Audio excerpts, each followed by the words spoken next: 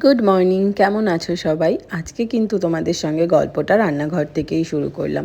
কিছুটা চিংড়ি মাছ ভেজে নিয়ে সেই তেলের মধ্যেই আর একটু তেল অ্যাড করে পেঁয়াজ ভেজে নিয়ে তার ভেতরে কিছুটা আদা বাটা, রসুন বাটা, কিছুটা টমেটো কুচি আর কিছু বেসিক মশলা কষিয়ে নিয়ে তার মধ্যে আমি নারকেলের দুধটা দিয়ে কিছুক্ষণ ফুটিয়ে নিলাম।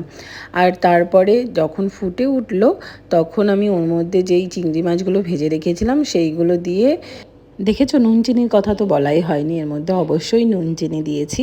তো বাস ফুটে উঠলে একটু গরম মশলা ছড়িয়ে দিয়েছিলাম, একটু ঘি ছড়িয়ে দিয়েছিলাম, এইভাবেই বানিয়ে নিয়েছিলাম।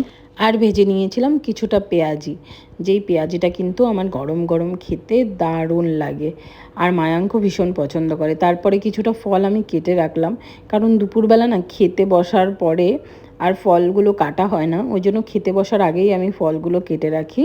তো এই যে কিছুটা আম, আপেল আর লিচু, এখন যেহেতু আম আর লিচু সিজন, তো আম আর লিচু খাবো না এটা তো হতেই পারে না।